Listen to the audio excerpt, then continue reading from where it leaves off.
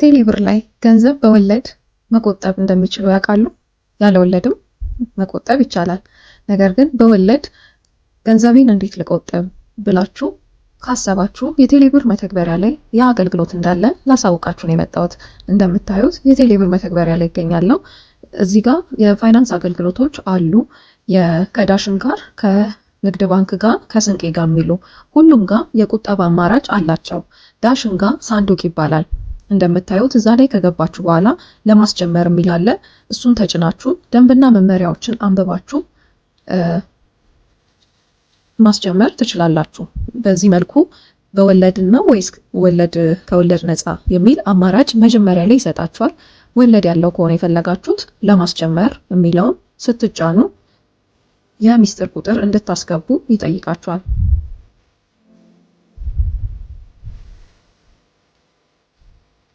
ከዛ አስጀምረዋል ይላችኋል ማለት ነው። ስለዚህ ወለዱ 7% ነው እንደ አብዛኛው ባንክ በአመት ነው። ነገር ግን የቴሌብር ላይ ለየት የሚያደርገው ወለዱ በቀን የሚጨምር መሆኑና ባወጣነው ጊዜ ወለዳችንን አብረን መውሰድ እንደምንችል ማለት ነው። ስለዚህ የአመቱን 7% በቀናት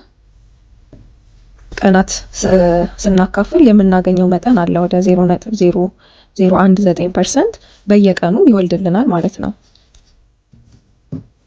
እዚህ ጋር ወደ ውስጥ ስንገባ አጠቃላይ ትርፍ የሚለው እስከዛሬ አስገብተን ከነበረ የሚያስቀምጥልን የትርፍ መጠን ነው። እዚህ ጋር ለማውጣት ለማስቀመጥ የሚል ነገር አለ። ለማስቀመጥ ስንል ገንዘቡ መጀመሪያ የቴሌብር አካውንታችን ላይ የገባ መሆን አለበት እንጂ ቀጥታ ከባንክ ወይም ከሌላ ከወኪሎች ወደዚህ አይደለም የሚገባው። እንደ ማንኛውም ጊዜ ቢል ለመክፈል ወይም ለሰዎች ለመላክ ስንፈልግ ቴሌብር አካውንታችን ላይ ብር እናስገባለን አይደል? ልክ እንደዛ ያስገባነውን ብር ወደ ተቀማጭ ወደ ሳንዱቅ ማስገባት እንችላለን ማለት ነው።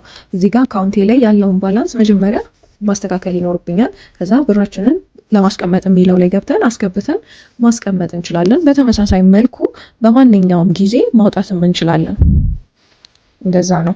ስለዚህ በዚህ መሰረት የሳንዱቅ አገልግሎትን ማግኘት እንችላለን። እንደነገርኳችሁ በሁሉም ባንኮች ላይ ይህ አገልግሎት አለ።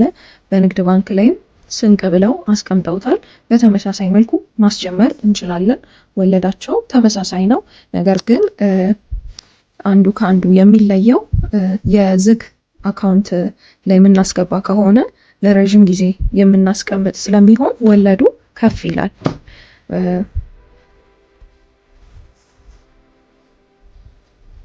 እስከ 8 የሚደርስም አለ። የ6 ወር የ3 ወር እያለን በምናስቀምጥበት ጊዜ ማለት ነው። ስለዚህ እነዚህ አማራጮችን ለረጅም ጊዜ በማስቀመጥ ወለዱን ራሳችን እየተከታተልን እያየን እዚሁ ላይ አገልግሎቱን መውሰድ እንችላለን።